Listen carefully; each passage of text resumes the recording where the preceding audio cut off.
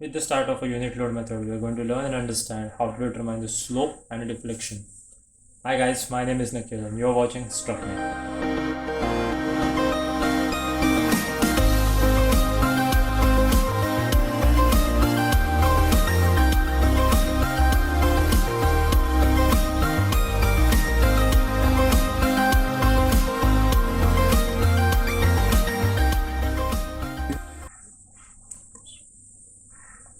So in this particular method, we are going to learn how to use a unit load method. Basically, unit load method is been also called as a virtual work method. Okay. Now, how this particular method will comes around? So basically, it is the application of principle of a work and an energy. Now, what is mean by that? तो देखो ये कैसे रहता है? देखो we'll call unit load method as a virtual work method. It is actually based upon the principle of a work and energy, that is the external work done should be equals to internal work done. Okay, so external work done should be equals to internal work done. So what is mean by that? Let us say external work done मतलब हम देखो to consider करना deflection. So deflection is actually related or depends upon this particular term, that is internal work done will be depends upon the moments. Okay, the moments coming at a particular section, that is capital M, with the application of the loads to the moment coming at a particular point to determine the deflection. Okay, so it depends upon capital M into small m1 upon EI into dx. Now I'll come to this particular part. See what is y is actually the formula to determine what you can say the deflection. Okay, now m क्या रहता है, तो देखो we'll come to this particular part first. 0 to L क्या रहेगा? It is the length of the section. Okay, फिर हम लोग बात करते हैं तो m मतलब it is a bending moment at any section. Okay, so bending moment at any section will be given by m, and small m1 will be what you can say bending moment at any section. Okay, but कौन से section पे या फिर कौन सी जगह पे where all the loads are removed. Okay, जो कुछ भी आपके बीम के ऊपर जो लोड्स रहते हैं उसको हम लोग निकाल देते हैं and placing a unit load. Okay, मतलब क्या करेंगे हम लोग? So will apply 1 kilo Newton का एक लोड लगा देंगे वो पर्टिकुलर जगह पे. ना ये क्या रहता है, कैसे रहता है, तो इसको ज़रा आगे जाके वीडियो में हम लोग देखते हैं. Will come to the next part. ये तो हो गया डिफ्लेक्शन निकालने का formula, that is y is being given by 0 to L m into m1 upon E into dx. Okay, we'll come to the next part, which will determine the slope. Okay, how we are going to determine the slope is being given by, it is again integration 0 to L m into m2 upon EI into dx. Now what is m2 over here? Instead of applying a unit load, what we are going to apply? We are going to apply a unit moment. Okay, एक unit moment को हम लोग apply करेंगे in clockwise और anti clockwise, उससे फर्क नहीं पड़ता. Will consider unit moment okay of a intensity 1 kilonewton meter. Okay, so this is the basics behind what you can say the unit load, or you can say the virtual work method. Okay, we'll come to the next part. क्या करना है देखो, we'll start dealing with some basic example. क्या दिया हुआ है? with the help of a unit load. Okay, find deflection at a point C. Okay, ये frame दिया हुआ है अपने पास, ये पॉइंट C के इधर अपने को डिफ्लेक्शन निकालना है. Okay, on this particular frame we have a point load of a intensity 60 kilonewton. Okay, so on this particular point load, or you can say on this particular point C, we have to determine the deflection. We'll come to the first step over here. देखो, I'll determine the support reaction. Also I'll call this particular as if a M diagram. क्या बोलते हैं इसको? तो M diagram. So I'm going to determine the support reaction. Okay, support reaction मतलब we have to apply summation of f of y, we have to apply summation of f of x. Okay, so if it is we are going to apply summation of f of y and f of x, we know how to apply this particular fx and f moment, sorry not fx, fy and moment, and then we will determine the support reactions. Support reactions are 60 kilonewton and 180 kilonewton respectively. Then we'll move to the next part. क्या कर रहे हैं देखो, support reaction निकालते ही जो diagram form होता है, let us say this particular diagram will called as if M diagram, ठीक है, ये एम डायग्राम हो गया।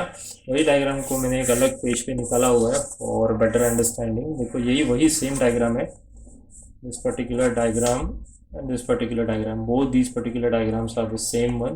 तो ये कौन सा डायग्राम हो गया, will call this one as if M diagram. Okay, then what is our step number 2। See in step number 2 क्या करना है, मुझे बोला गया था to determine the deflection at a point C. Okay, I need to determine the deflection at a point C. So if I want to determine the deflection at a point C, मैं क्या करूँगा, मेरे पूरे के पूरे structures पे जो कोई भी लोड रहेगा starting from point A, point B और पॉइंट सी से एंड तक, ओके, पूरे के पूरे बीम के या फिर फ्रेम के बीच में जो कुछ भी लोडिंग रहेगा, I have to remove that loading completely. Okay, and I'm going to apply a point load where I need to determine the deflection. So deflection किधर निकालना है, deflection निकालना है on a point C. If I want to determine the deflection at a point C, तो मैंने क्या कर दिया, on a point C I removed the load. So basically ये फ्रेम के ऊपर कुछ लोडिंग नहीं है लेटर से, वो लोडिंग को निकाल के we have applied a point load. Point load किधर, तो we have applied a point load at a point C. The intensity of a point load at this particular place is 1 kilonewton. Now if it is you want to take a load in the upward direction, you are free to take that particular load in upward direction. अगर आपको download consider करना है download कर सकते हैं, there is no choice कि you should apply a downward or upward load. You are free to take any direction. Okay, but always remember, अगर आपको डिफ्लेक्शन वर्टिकल बोला है तो ये पर्टिकुलर इसमें हम लोग क्या करेंगे, वर्टिकल लोड लगाएंगे। ठीक है, सो ये पर्टिकुलर क्वेश्चन में बोला गया है by the way to determine the vertical deflection at points, इसीलिए मैं वर्टिकल डायरेक्शन में ही पॉइंट लोड लगा रहा हूँ और यूनिट लोड लगा रहा हूँ। ठीक है, will move to the next part. जैसे 1 किलोटन का लोड हम लोग ने ये पर्टिकुलर स्ट्रक्चर के ऊपर लगा दिया, क्या कर रहे थे, देखो जैसे ये 1 किलोटन का लोड है उसकी वजह से we have some support reaction. How to determine the support reaction, you can watch it over here. ठीक है, you can pause the video and you can go for the solution. So we know how to apply the 1 kilonewton, how to determine these particular reactions. So we are getting 1 kilonewton as if vertical reaction and 3 kilonewton meter as if equals to vertical moment. So that is all about our step number 3. ये जो step number 3 से जो reaction निकालने के बाद diagram बनता है, we'll call that particular part as if M1 diagram. Same M1 diagram हम लोग ने ये अलग पेज पे निकाला हुआ है। देखो this we will consider as if what you can say, this will be your M1 diagram. Okay, ये हो गया कैपिटल M डायग्राम, ये हो गया M1 डायग्राम। ठीक है, will consider this particular diagram in step number 3। Okay, क्या कर रहे हैं basically, what is step number 3। तो देखो स्टेप नंबर 3 है to form a linear load table. ये जो मैंने टेबल ड्रॉ किया हुआ है ना, उसका मुझे एप्लीकेशन लेना है आगे जाके, एंड इसीलिए मैंने वो सेपरेट एक डायग्राम बना के रखा। ओके, तो deal with that particular part. देखो कैसे कर रहे हैं, I start taking the members. Okay, I start taking the member, later से ये जो मेरा पर्टिकुलर डायग्राम है इसमें जो मेंबर है called the member C B. कौन सा मेंबर ले रहे हैं हम लोग, सी बी। ठीक है, तो मैंने सी को ओरिजिन रखा है and B is my other end. Okay, so origin, first of all member लिखा फिर ओरिजिन लिखा। सो सी बी के लिए C to C distance is 0 and C to B distance is a 3, मतलब 0 to 3 is the limit for this particular section. Okay, so 0 to 3 limit हो गया। Limit के बाद क्या कर रहे हैं हम लोग, या forming M equation. M equation form करने के लिए how to refer M diagram, and if it is मुझे M1 का टेबल फॉर्म करना है तो how to refer M1 diagram. If I want to form the M equation, तो देखो क्या कर रहे हैं हम लोग, सबसे पहले we are dealing with the first part that is to determine the MX equation at this particular section. ठीक है, तो मैंने क्या कर दिया, BC सेक्शन सिलेक्ट कर लिया और BC सेक्शन में I am going to take section such that BC में मैंने ऐसा एक सेक्शन ले लिया at a distance of X from the origin. ये मेरा ओरिजिन है, ये मेरा X इधर से स्टार्ट होके ये सेक्शन तक खत्म हो जाएगा, ऐसे बोलते हैं। ठीक है, सो X मैंने कंसिडर करके ले लिया। So on X, okay, we have a load of 60 kilonewton. So if it is we have a load of 60 kilonewton, देखो सेक्शन के राइट हैंड साइड पे, ठीक है, सेक्शन के राइट हैंड साइड पे जो कुछ भी फोर्सेस आते हैं, if it is they are coming in clockwise, so they are consider as if negative. Okay, so that is why देखो मैंने क्या कंसिडर किया हुआ है, इस पर्टिकुलर लोड, ओके, सेक्शन पे कैसे आ रहा है, ये 60, it is coming at a distance of x, so it is written as if -60 into x। Okay, ये -60x क्या हो गया, so 60x will be the moment in this particular case. Now will move to the next part, will come to the next diagram that is m1 के इसमें आते हैं और ये पर्टिकुलर टर्म के बारे में बात करते हैं. देखो नेक्स्ट क्या कर रहा हूँ, सेम डायग्राम जो मैंने प्रीवियसली निकाला था m1 का जो कंसिडर किया था, ये m1 के लिए हम लोग ने सेम जैसे BC के इसमें लिया था वैसे इधर भी हम लोग क्या कर रहे हैं, we are considering the section.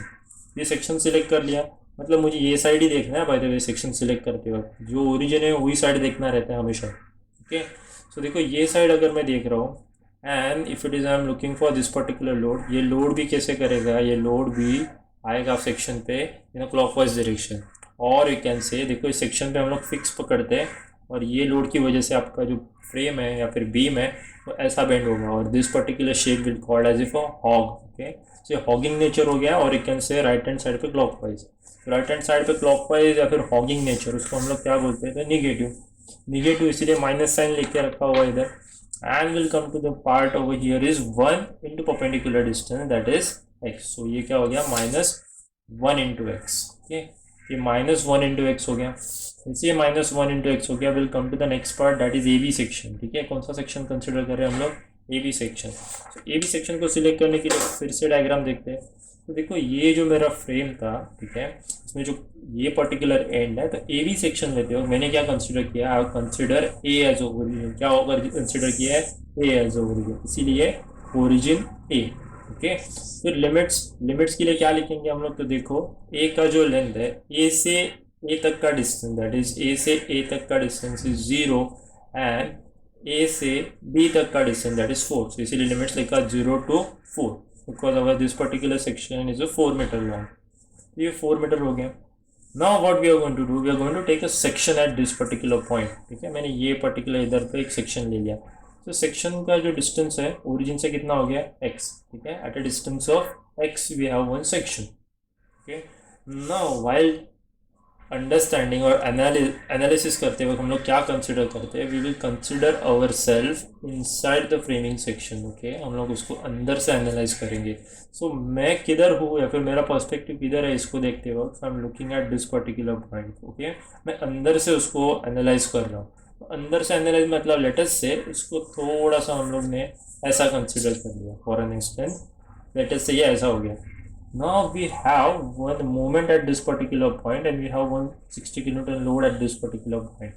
Okay, so देखो ये 60 kilonewton का लोड ना आपके इसमें से एक्चुअली चला जाएगा. So it will not create any kind of a moment. तो 60 kilonewton की वजह से कुछ मोमेंट नहीं आएगा.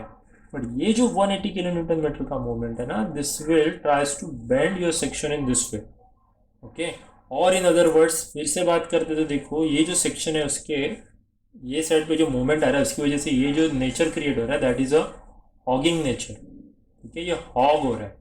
और in other way you can से इट लाइक ये जो मेरा सेक्शन है उसका ओरिजिन का ही साइड मुझे देखना है. तो देखो उसके टोटल लेफ्ट हैंड साइड पे कोई भी मूवमेंट अगर आ रहा है, if it is coming in anti clockwise direction, तो सेक्शन के लेफ्ट साइड पे anti clockwise will be consider as if equals to negative. इसीलिए क्या कंसिडर कर रहे हैं हम लोग, सो दैट इज -180. ओके ये -180 हो गया. Come to the next part.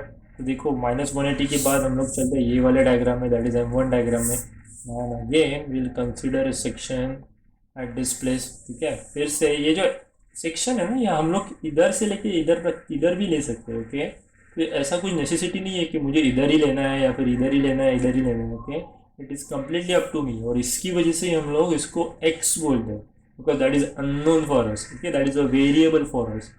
देखो ये पॉइंट पे भी we have another one moment over here. जैसे इसमें था ना एंटी क्लॉकवाइज और हॉगिंग, वैसे इसका भी देखो डायरेक्शन सेम है, एंटी क्लॉकवाइज और हॉगिंग ही नेचर दे रहा है. इसीलिए हम लोग ने क्या किया हुआ है, हम लोग ने टेबल में लिखते हो कि इसको कंसिडर किया हुआ है दैट इज इक्वल्स टू -3. तो देखो CB origin C limit 0 to 3 -60 into x and -1 into x. Okay, AB origin A 0 to 4 -180 and -3. ठीक है, basically we are going to get this particular value from the table. अभी मुझे क्या करना है, तो देखो स्टार्टिंग में हम लोग ने फॉर्मूला देखा था how to apply unit load method. So unit load के लिए कौन सा फॉर्मूला था, तो देखो ये फॉर्मूला था. तो मुझे एक्चुअली क्या करना है, how to use this particular formula to determine the deflection. अब डिफ्लेक्शन निकालने के लिए हम लोग नेक्स्ट स्टेप पे चलते हैं. तो नेक्स्ट स्टेप पे क्या कर रहे हैं देखो, basically we are referring this particular next step as if equals to, देखो सबसे जो पहला पार्ट रहेगा, मुझे करना क्या है, मुझे करना है इंटीग्रेशन, किसका इंटीग्रेशन, m इंटू m1। तो इन दोनों का जो इंटीग्रेशन है, इन दोनों का जो मल्टीप्लिकेशन है वो मैं इधर लिख रहा हूँ। So my formula is Y C, ये वर्टिकल डिफ्लेक्शन निकल रहे हैं at point C, it is given by 0 to L, okay, 0 to L m into m1 upon ei into dx, okay. So limits will be 0 to 3 minus 60 into x minus x upon ei, okay. तो देखो minus 60 into x minus x, 1 into x क्या हो गया, minus x ही हो गया, तो इसलिए इसको डायरेक्टली लिखा है minus X upon E I, okay, plus integration 0 to 4 minus 180 minus 3, okay. Minus 180 and minus 3 किधर से, तो देखो integration 0 to 4 minus 180 minus 3 upon E I, दोनों जगह पे लिख दिया। इसको हम लोग सब्सटीट्यूट करते हैं, इसका इंटीग्रेशन को सॉल्व करने के बाद we are getting first term which is equals to 540 and the second term which is 2160, we'll add them, we are going to get 2700 upon ei.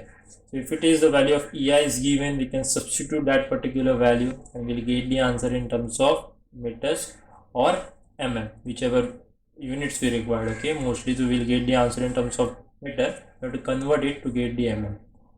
So this is the basic example to determine deflection, okay, deflection in a given particular section using unit load method. अभी यही problem में अगर मुझे बोला गया रहता कि determine slope at a point C, okay, मतलब ये जो पॉइंट सी है इसके जगह पे मुझे स्लोप निकाल के दूँ, तो देखो मेरा जो फर्स्ट स्टेप है ना, find the support reactions, that will remain same, ठीक है। देन जो सेकेंड स्टेप है ना, सेकेंड स्टेप उसमें चेंजेस आ गया, instead of having 1 kilonewton point load, what we have to do, इसकी जगह, ठीक है, ये 1 किलोन्यूटन की जगह we have to apply 1 kilonewton का मोमेंट, ओके। इसको निकाल के विल अप्लाई 1 किलोन्यूटन मीटर का moment. Once we have that particular 1 kilonewton meter का moment, as per that we are going to get certain moments at this particular point or certain reaction at this particular point, and उसको फिर से हम लोग क्या करेंगे, we'll form a table, we'll put these values in the table, and फिर से next step क्या रहेगा, to determine deflection. तो डिफ्लेक्शन के लिए फॉर्मूला में क्या चेंजेस हो जाएगा, formula will be, let us से theta C will be given by integration 0 to L, okay, it is m into m2 upon ei into dx, ठीक है, integration 0 to L m into m2 upon ei into dx। सो ये formula से मुझे क्या मिल जाएगा, deflection मिल जाएगा। Now suppose let us से same example में अपने को बोला है सी पे नहीं, लेट अस से बोला है कि पॉइंट बी पे डिफ्लेक्शन निकालो, हॉरिजॉन्टल डिफ्लेक्शन निकालो। तो देखो step number 1 will remain same, okay, मतलब जो मेरा कैपिटल एम डायग्राम रहता है ना वो सेम ही रहेगा, ठीक है, उसमें कुछ चेंजेस आने वाला नहीं है। बट स्टेप नंबर 2 मतलब हम लोग जो स्मॉल m1 डायग्राम कंसिडर करते हैं उसमें क्या कंसिडर करेंगे, instead of this particular loads, okay, इधर कुछ लोडिंग नहीं रहेगा, ठीक है, will consider a point load, horizontal deflection बोला है तो हॉरिजॉन्टल पॉइंट लोड कंसिडर करेंगे। इंटेंसिटी कितना रहेगा, 1 किलो न्यूटन रहेगा, that might be a horizontally in right direction or you can say horizontally in the left hand side direction, okay, that is completely up to us, and as per that will form again m1 का reaction निकाल के ले लेंगे जैसे इधर निकाला था previous case में, and again will form a table, a separate table, we'll substitute those values and we'll get this desired slope, sorry, deflection or a slope respectively. So this is the basic way to determine this unit load method. In upcoming lectures, we are going to look for another one example, another one advanced level example, so that you will come to know this particular unit load method very well. If you have any doubts or query और आपको ये particular तरीका कैसे लग रहा है सीखने का, इसके बारे में भी मुझे कमेंट में बताइए। I'll definitely try to improve this particular video sessions, or you can say I'll add more and more videos for you. Please like, share and comment, and please share this particular videos amongst your friends so that they will also come to know what is the easiest way to determine the slope and deflection using unit load method. I hope all of you have understood this particular session very well. Thank you so much for watching. Have a great day.